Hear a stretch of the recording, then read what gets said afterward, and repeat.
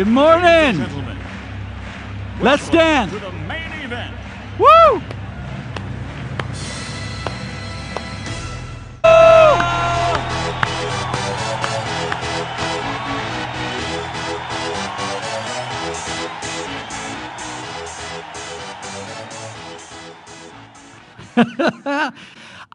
Today we're continuing our message series on the family Octagon.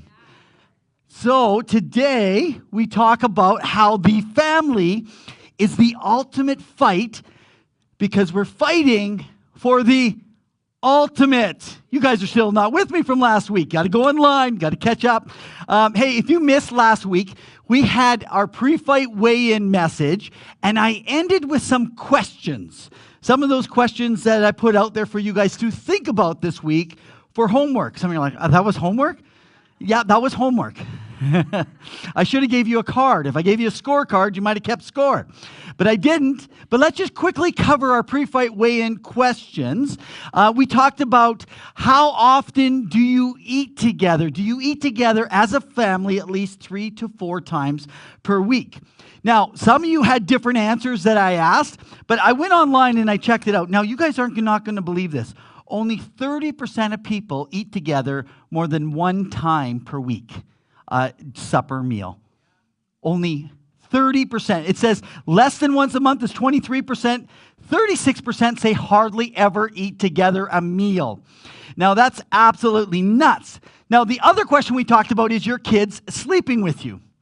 Because there comes a point in time, we all understand babies, because you remember babies, they dictate your life. You're diaper driven for a certain period of time, but then there comes a point in time when things begin to change.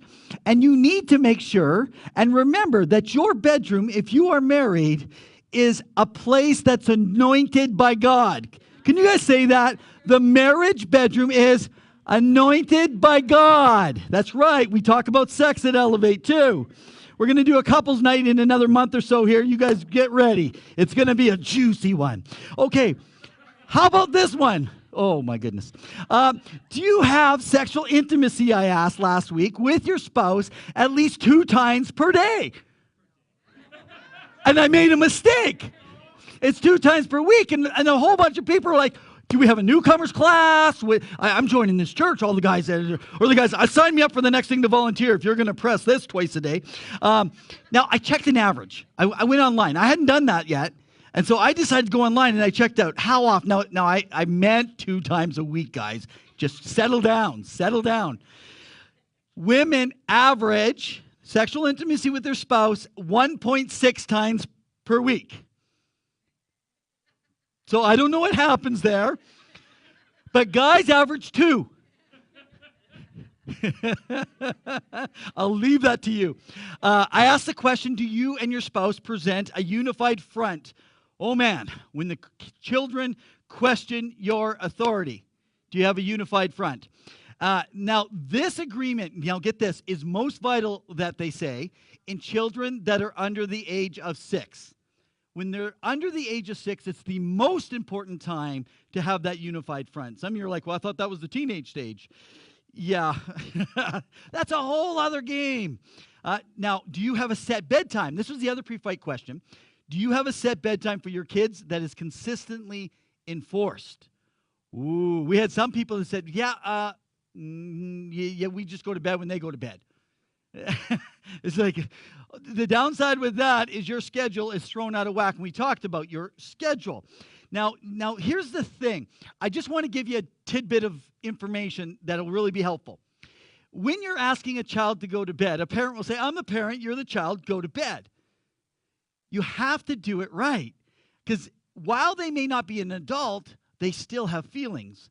And if you stop them in the middle of playtime, or in the middle of a book, or in the middle of something they're watching, it's like my wife reaching over and slapping my computer shut and saying, go to bed. You guys catch me? There's a bit of respect. You want your kids to respect you, respect them.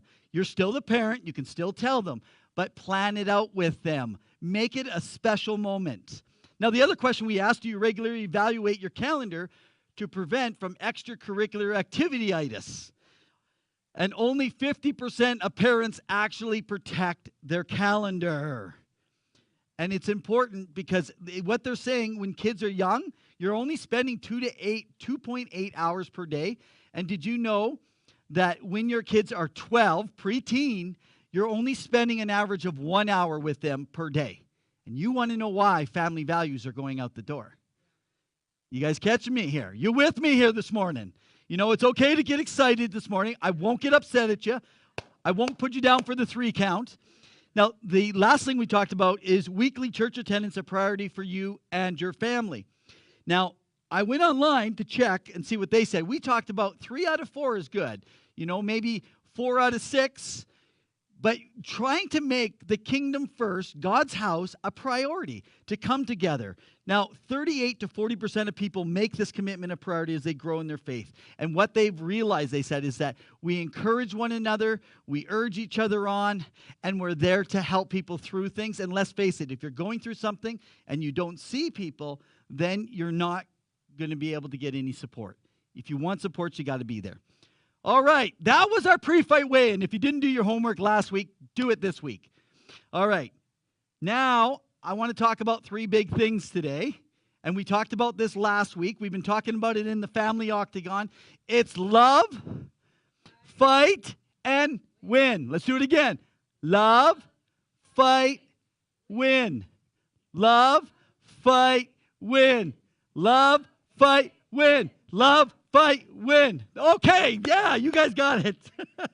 The whole concept is to love and to love more. It's to love and to love more. We talked about love as the fuel for the fight. Our great God wants us to win relationally. He wants you to win relationally in your life, in your family. And so if He wants you to win, you're going to have to be willing to understand that love, God's love, which He gives to you and you're going to spread, is going to be your fuel for the fight. And here's the greatest thing about love, that God loved the world so much that He commissioned Jesus to come and fight for us because we were not strong enough for the fight. And did you know love must have an object? And we are that object of love. That's the most incredible thing that I find. Jesus fought. And I think too often when we think of Jesus, we just think of this wimpy, frail kind of a guy. But Jesus was a warrior. He was a fighter. He was the ultimate MMA guy. He knew how to fight through everything. He knew how to fight against shame. He knew how to fight against violence. He knew how to fight. And He would continually be a fighter to the moment that He died for you and I. He performed perfectly in the octagon of life. He had a perfect fight. He died sacrificially, but here's the thing. He rose from the grave. The bell did not go off for Him. And when He rose, He won the fight. And because He won the fight, He got the victory. And the victory, because we are a part of His family and He did it with us, we win. That's why it's love, fight, win. All right, so let's address where we're going here. And I figured since we're in the octagon, we're going to go 4 rounds today. We're going to go a point for every round. Round 1 is formula. Round 1 is formula. You got to get the formula right. There's a formula that God gives for the families. So last week we talked about that formula. It was God first, marriage second, kids third. See, I didn't get a choice when I was conceived. They just conceived. But I get a choice in God's family. I can choose to accept the paperwork and be adopted, or I can choose to reject it. God is not forceful with this. That's why He's a God I love. He's like, I want you in my life. Why would He want me in His life? It's not like He needs me. You guys hear me? This is the creator of the universe. Now, this formula that we follow when it comes to priorities, I have to explain something to you today. I am growing my hair back. Yes, if you've known me for a while, I've been over 2.5 years bald. And I've decided to grow the hair back. But there's a lot of gray that is becoming on the side. So Mary Lou said, Evan, why don't you just color your hair? Let's dye it. And so I said, honey, I love that idea. And so I decided last night to color my hair. Now, my plan was to color my hair and be like my wife and have red hair. I got pink. I got pink hair. And I thought this morning I'll just brush it out. It's not working. And I think my wife purposely just bought me my new red shoes, and now I got pink to go with my red. So the formula that I thought would work last night didn't work. My formula did not work. And this is really where culture comes down and faces with the family. We're like, oh, I know what works. I know what works. Family first, kids first. It's sexy. It's really sexy to say that, family first. I got a family. I'm taking care of my family first. But the thing is, that's not God's formula. That was not God's formula. That's a sexy thought. I've been trying to look through the scriptures. I cannot find wherever it says family first. But I can find where it talks about God. So if this is the thing you need to know. If you love God the most, then you will find that you can love your spouse the most. If you love God the most, you can make your kids feel like you love them the most. The whole idea is you got to get the formula right. God, spouse, children. I can make my wife a priority when I make my Lord a priority. So I want to go back to Matthew 6:33. We're going to take a look again. We talked about this last week. Each week we're going to remember this. Now, how most people read this is they say, seek first his kingdom and his righteousness, and all these things will be added to you. So they look at righteousness and they say, here's purity. Seek purity. And it says, and then provision, all these things will be added to you. But I believe that this is where Jesus is a fighter. And really what this scripture is saying is seek first his kingdom and his purity. And provision will be in place. Seek first God, and then he'll take care of your needs. Seek first his kingdom. Seek first, build my church. That's what he says. Do you notice how it says that the church will suffer violence and the violent will take us by force? He is a fighter. So we must seek first his kingdom. Everyone say that with me. Seek first. Seek first. It's a powerful, power-packed verse that is dripping with fight all over it.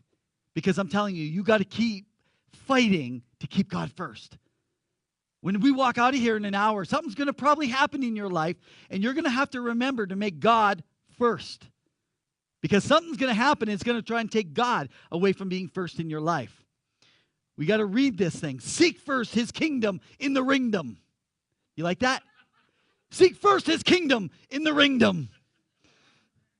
We're talking about priorities. In the Octagon, the family is the ultimate fight, and we're fighting for the ultimate. So how many understand that with family, it's a fight? It's a fight. It's a fight at my house.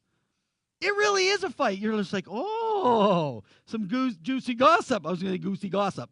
But I think all of us know that when it comes to a family situation, especially with parents, we woke up one day and we're like, oh, I just got to get myself pumped up to make it through another day. This is not going to be easy. Because we know we got to fight in our family. There's things that are going to happen. Kids that are going to whine. Remember, we want to deal with those whiny kids early. Why? Because otherwise you're going to have to work with them when you get older. You got to deal with the whiny kids early. But you got to be careful because you make whiny kids when you make them the first priority. God first, spouse second, kids third. You're like, I don't got a spouse. God first, kids. It's really easy. You can just connect the dots. But it's worth the fight, guys. It's worth the fight. And it's the coolest thing in the ring when you look around and you can see what you've accomplished. When I can see the ringdom right around me in my life and I can see what God is doing, it's the coolest thing to be proud of what you accomplished. I seek God first. And here's the thing. Before you step into the ring, before you get into the octagon, before you step into any kind of ring, you have to make a decision of setting priorities, getting the formula right before you step in. It's called the decision before the decision. You can hashtag it. I'm okay. I won't take royalties. The decision before the decision. If you don't make the decision before of how you're going to prepare, the decision inside is already going to be you lose. There's no love, fight, win. It's just like frustration, battle, loss. You got to set them right. God first, not my kids, not my spouse, not my career. That's for some of us. Career is not up there. It's not even in the top 3. I hope you love your career. I hope you do well. Make sure you have a career. If you can do that, but understand, career does not come before any of those things. Now, conversely, when I'm seeking Mary Lou, if you don't know, she's my wife. When I'm seeking Mary Lou first, or my children first, God comes in second. And God is not a runner-up God. He gets jealous of being second. He created you. He's just like, did you know I made you? You ever give your kid French fries and you ask for one? It's like, no. It's like, kid, I could baptize you in fries. Give me one. God created you. He's jealous. He just says, I just want a little bit of you. Just make me first, but I'll take care of all those things. So we have this desire, and I believe that we have a desire and a thirst to be first. We have this thirst for first. So if you listen to sports radio, TSN, it's ranking first. If we look at the home builder contest, everybody wants to be first. When you have your bake-off contest, we want to be first. No one wants to be runner-up. People settle for runner-up. People settle for middle of the pack. Now, I don't know about you, but I've never seen a number 4 foam finger. We are number 4. We are number 4. No, we're number 1. There's a reason. I did not hear that you were dissing the Oilers. They won last night. What else can we expect? Now, I thought about flipping this around and then making a number 4. But the truth is nobody wants to come in last. Nobody wants to be in the middle of the pack. We are made in the image of God. And God is to be first. I know people, they say, my family's in complete chaos. And they go, you don't get it. When you're in my family and you're in my situation, you're not going to think that you can put God first. Now, you're right. I've never been in your situation. But I've been through chaos. I've been through situations. In fact, sometimes I have to hold back because people think that I had it handed to me just like, here's first. I didn't. I had to fight. I have to fight today for it. First does not come automatic. I had to fight through chaos, but this is what God sees. When your life is chaos and you put God first, He says there's order waiting to happen because He's a God of order. He's not a God of chaos. There's order waiting to happen. He sees potential in your life and in mine. He sees order. So seek first His kingdom and His righteousness. Now God will work it through.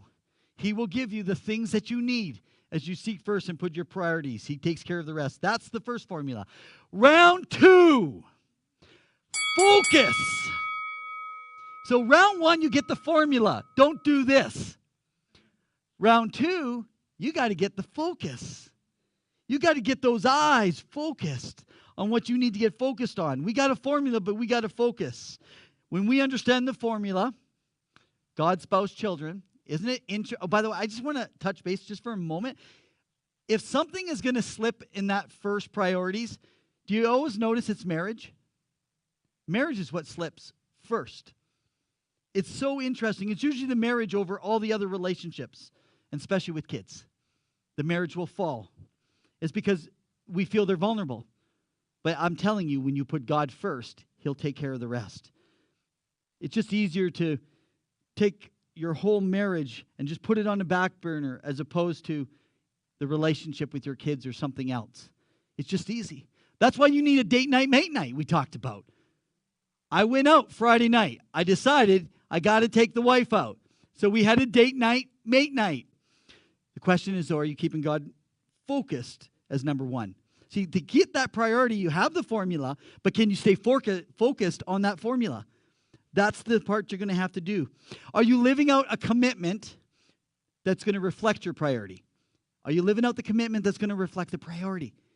Because usually we have a priority, but we don't commit through. See, the focus is the commitment to follow up on the formula of the priority. It works hand in hand. When the fighter gets in the ring, he doesn't just have the formula before he gets in. He has the focus. He's not distracted. It's the pre-decision that determines the final decision. Your pre-decision determines the final decision. You can hashtag that too, I don't mind. You follow God's formula, you get the priorities right. If you lack fight, your lack of fight may actually lie in your actual commitments. It's the commitments you're following through on. Because you're a person of commitment or a person of omitment. You're either committing or omitting. You're doing one or the other. Are you actually following through on your commitments, or are you omitting those commitments? And now your priorities are falling out of whack. Remember last week we talked about the Harvard study? It says that priorities are not the big problem. They're not the argument that we're using. It's the commitment, because our commitments are not reflecting our priorities. They just don't line up together. We got to focus on God. But I'm telling you, parenting is not easy, is it? Now, I can tell you that I've not always done things right as a father. I've not always done them right as a parent. It's really tough. But I tried to focus on seeking God first, to make sure that He was first in our life, in our family. But it's a tall order, isn't it? What if you're a single parent? It can be even a taller order to raise children.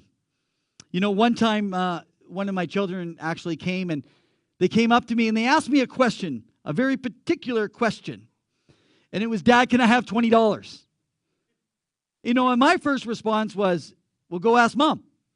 Because a lot of you guys do that. You just pass it on to the other parent. And she's like, Mom's not available. And I go, Mom's not available. Mom's just in the kitchen. And I was like, is something going on? And I kind of dawned. I go, did you ask your mom? Yes, I did. And I go, then why did you say she's unavailable? I don't know. Yes, you do know, because you're lying to me. And you want $20 no matter how, and you're going to use the both of us. And she went on to explain why she needed the money and why she has to earn it. I was like, darling, what did Mom say? Well, Mom says you have to learn someday to earn money for yourself. And I said, I'm with your mom. I love your mom, and your mom is right. She is always right. She has the answer, and I'm supporting her answer. And then I said, how would you like the role reversed? And my daughter said, I never looked at it that way. And at that point, I realized I was a pretty awesome dad. I just taught my daughter something, because family is hard. Family is hard. It's hard to get through those things. You know, because often we say, oh, whatever you think, whatever you want, you know, let's just do it. Or sometimes we're like, well, let's hear your rationale. Let's hear all the things that you're feeling right now. Let's walk through this. Sometimes you do not have time for 15 rounds. You only got time for 2 or 3. Offer respect. It's like going to bed, we talked about. Offer respect. Give them dignity. Give them respect. Be honoring to them. But in the end, you don't need to listen to every single little thing, because it will go on and on and on and on. You ever try to put a kid to bed?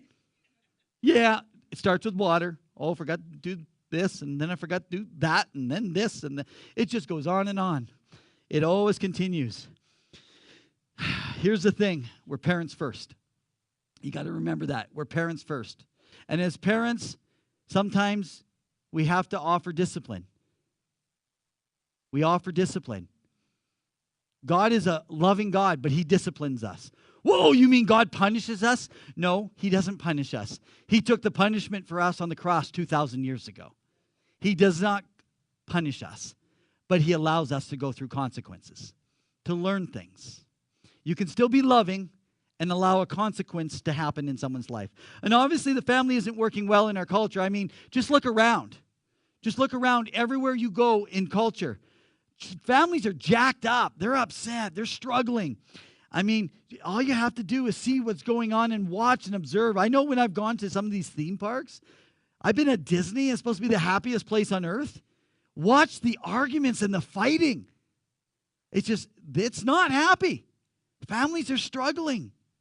We got to focus on the right stuff. 2 Timothy 4:7. 2 Timothy 4:7 says, I fought the good fight. So the author's making a reference to saying that we're in a fight. When we're seeking first the kingdom, it's a fight. You're going to have to fight to keep the kingdom first. And some people are like, well, what's wrong with this fighting thing? This is church. This is the God that loves and is full of peace. And did you know throughout the scripture, the writers, when they're talking about Christian lives, two things are prominent. They refer to the athlete who must train and discipline himself, or they refer to the warrior and the fighter. Yeah, hey, I want to sing Kumbaya. I want to rest and I want to relax. But it's a fight. And sometimes I think the church is weakened because they don't understand that we need to prepare like an athlete and we need to fight to keep God first in our lives. So some people say, I just can't believe that he's just tough and rough. You know, families are just fighting one another all the time. And they just need to have more peace. So why should you talk about fighting? Because you have to fight sometimes to make peace happen. The problem is we should be fighting our spiritual enemy, our foe, but we're actually fighting each other in the family. We're fighting each other, and we're just going in a vicious circle. It's the dog chasing his tail, and he doesn't stop. I remember on several occasions our kids were ragging at each other, and I didn't know how my wife could put up with it. It was just like, yeah. Yeah, they were saying something else, but I didn't understand it. All I thought is, you bunch of brats. What are you guys doing? No, that's what I thought. I didn't say. So then I walked up and I said, guys, we're on the same team. You need one another. We're family.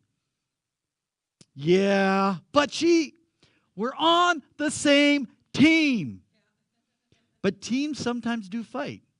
You can be on the same team, heading in the same direction, having the same focus, but our emotions get the best of us. It's okay. It's a part of the battle. So you love each other, but you're going to fight through the tough stuff. You're going to try to figure it out. You're going to resolve conflict as you go through it so that you can win. We need to understand as parents, our job is coaching and showing. You got to model it and you got to coach. You got to model it and you got to coach. You got to model it and you got to coach. Don't forget, you need to coach them through it because values are more caught than they're actually taught. You can't just talk about it. You actually have to show it. So what happens in our life? A child comes in and is born. You know, and these little babies, they're so cute. You just love these little babies. You know, they're so fragile and they're so young. And the baby goes into the Octagon and goes, I can make my parents submit. I'm going to kick their butt. I am the attention. Because you become a diaper-driven home. That baby gets all your attention. And you have no choice. They need cared for. They can do nothing for themselves. All they can do is communicate. And what starts off as a stage becomes a rage. It starts as a stage in life. And if you're not careful at keeping those formula in place in your focus, your stage becomes a rage, and then we have marriages that are in shambles and a family that is no longer like a family. We end up revolving everything around the child. Because once they think they're ranked number one, it's going to take a fight to change that order. It's easier to do it pre than it is to do it post. When you have to do it post, it's much more difficult, and you're going to have to navigate those waters differently. God is the author of the family, and all he says is follow my way. So if we're going to model for our family, what we need to do is we need to follow God's way. If we put him first and love each other the best that we absolutely can. Love, fight, win. So it's a fight. My formula doesn't work. God's formula works. And I need to have focus when I get in the kingdom of his ringdom.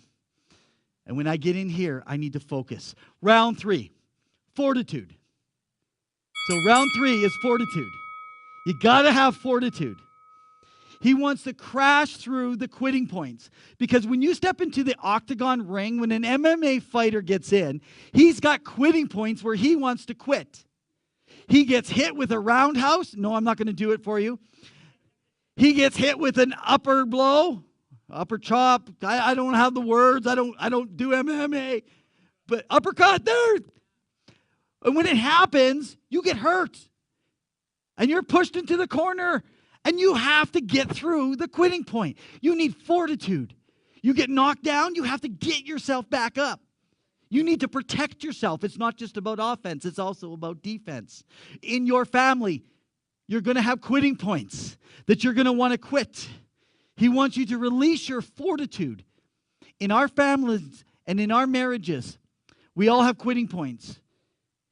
People say, man, I'm done. I'm just done. I can't handle this no more because the shine is gone. It's just the same old, and it's frustrating for people. So what do we do? What do we do in those quitting points? Seek first His kingdom. Seek first God.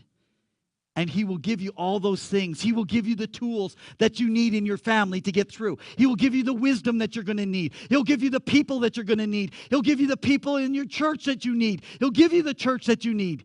Because He'll give you all those things when you put God first. I'm going to tell you this. It's easier to act. Some of you hate acting. But it's easier to act your way into feeling than it is to feel your way into an action. You don't just feel into an action, but you can act a certain way. If I'm angry at my wife, I can still act like I don't feel like that. You're like, well, that's just pretending. Well, go ahead and continue acting the way you are based on your feelings, and your marriage will go down to the point where you'll be down for the count. You've got to change. You have to get control of the emotions in your life. I just don't feel like love anymore. I'm just drained. I'm exhausted. Well, join the club with millions of others around the world. This is something that you must fight for. Love, fight, win. I want you to think about this. Do you think Jesus ever felt doing what He did? Did He feel like dying on a cross? Did He feel like He wanted to be whipped and beaten? No. He knew what He had to do, and so He set the action above the feeling. You must set your actions above your feeling. That's fortitude. Our culture says if you feel it, it must be real. If you feel it, it must be real. What if if I went with my feelings every day, I'd be a craziest man in the world. I would just be crazy based on my feelings. I have to speak to my feelings every single day. Every day. Stop feeling this way. Stop feeling this way. If I continue to feel that way, it will take me down for the count. No wonder we got chaos. That's why we deal with chaos. When God sees chaos, this is God. He sees chaos in the ring and He says, man, there is order waiting to happen. You say, I got chaos in my family. God's saying, man, I can help you. I'm excited. We have order that is coming to your family. Order is coming to your family. What you thought you wouldn't get, you have coming. Let's take a look in Psalms 37. It says, commit your way to the Lord. Trust in Him, and He will do this. He will make your righteous reward shine like the dawn, your vindication like the noonday sun. But what do you have to do? Fortitude. You got to commit. You got to commit to the end. You can't give up halfway through. You got to go all the way. Mary Lou and I have taught many of people about priorities in parenting over the years. And I can tell you that there's been times in our marriage where Mary Lou and I didn't even feel like it. But we did stuff like go on a date night. We were exhausted. We'd rather just stay home, just relax, not do nothing for just the two of us. But by the time we got home, we said, we're glad we did. We needed to prioritize. We didn't feel like it, but we did it. When it comes to caring about people in God's church, I don't always feel like it. I don't always feel like getting up early, but I do it. I act my way. And then all of a sudden, I begin to go, oh, I'm so glad I made this decision. Could you imagine not going to work? I didn't feel like it today. Oh, hang on, that does happen. Okay. But I've met with and I've spoken with single parents, And one woman said to me, this was several years back, she says, I'm taking my child and I'm putting him around a lot of male role models. His father's a drug user. And I'm getting him as many good, solid male role models, especially around the church, as I can. I don't want him around this deep, dark stuff. I want him to learn and grow. I can't have my 10-year-old around that. Years back when the girls lived at home, I was heading to work, and our St. Bernard named Sonny, because we had all girls, so I had my first boy, so I called him Sonny. He's a very big dog. He's a ginormous dog, and on the way by wagging his tail, I saw that he had weapons of mass destruction in his kennel. And so I felt they needed to be cleared up because they hadn't been done since the end of the World War. I went inside and I talked to my oldest daughter, and I said to her, could you take care of Sonny in his kennel? He's got weapons of mass destruction they need cleaned up. And she's like, what do you mean? And I go, what do you mean? What do I mean? Weapons of mass destruction. Big things in his kennel. They need cleaned up. She just put on her jacket and said, okay. And she went out. And again, I thought, I'm a really awesome parent. I was pretty good. Parenting's not always that easy, right? But you got to fight. You got to fight for it. You get the formula, you get the focus, you get the fortitude, and the last thing, round 4 is the church. Round 4 is the church. See, when you're fighting in the octagon of life, you have to remember that you got fans watching you. You always have fans around you in the octagon of life. It's the only arena, the church, the only venue that supports the family is right here. Government doesn't do it for the most part. Media, entertainment world doesn't do it for the most part. Athletics, they don't do it for the most part. But the church, that's their job. And by the way, if you're not actively making sure that you are a fan and that you are on board and you're encouraging the others in the ring, then you need to step it up. You need to follow the formula. You need to get your focus, and you need to step into the ring and understand that there's those that are needing and relying on you today. It's the only arena where people are cheering for you to love, fight, and win. It's in God's church. So when you're fighting, you're doing the ground and the pound thing. You're working day after day trying to get done what God wants done. When you're doing that, you're doing what's needing to get done to fight so that you're going to get the win. You got to remember the crowd. I want to share with you and come to a close here. Hebrews 12:1. Therefore, since we are surrounded by such a great cloud of witnesses, let us throw everything off that hinders and the sin that so easily entangles. You got to remember the fans. The scripture says that we have this cloud of witnesses. They're the fans. We're surrounded by them. And it says there's things that hinder us. It's the things that take us off. Sin is the things that take us off mark, that we miss the mark. It's because we're not focused. We're not following the right formula. Noah, he's there before us and he's saying, it doesn't matter how much your life is flooded. God will save you. Samuel's saying obedience is better than sacrifice. Samson is saying, man, listen to your parents when it comes to who you date. They know what they're talking about. Daniel's saying it doesn't matter how many lions you're facing, God's going to deliver you. And finally, I can see nail-pierced hands lifted up. The nail-pierced hands of our Savior, our forgiver, our fighter, our winner. Have you taken his nail-pierced hands? Have you done that? Have you given God permission to adopt you into his family, to love you? If you have, are you listening to what your Father is saying? Are you seeking first his kingdom? Because all those things will be added that you're going to need. All the weapons you're going to need to fight the fights in the family octagon, he's given you. All the love that you're going to need to get through it, all the encouragement you're going to need to get through it, he's going to give you if you seek first his kingdom. God first, spouse second, kids third. Because when God comes first, it's so much easier to do what he wants us to do. The family is the ultimate fight because we're fighting for the ultimate. And the bottom line is, we win. We win. Father, I thank you. God, I thank you that we win. that you have a plan for us bigger than we could fathom or imagine. And God, I thank you that today, if there are those here today that have not made a decision to be adopted into your family where they could say, I am a Christian. God, today, I pray this is their day. Father, forgive us for our sins. We choose today to follow you, Jesus, for what you've done. Thank you for stepping into the octagon of life and preparing the way for fighting the perfect fight and rising from that tarp, rising from the canvas and coming up and becoming a conqueror. And because we're on your side, the win is already foretold. It's the decision before the final decision.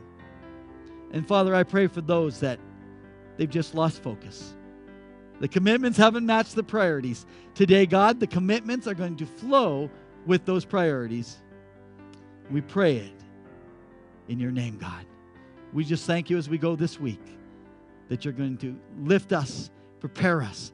But God, give us opportunities that we can build other families for your kingdom so that we can seek you first and bring them into the family too. In Jesus' name.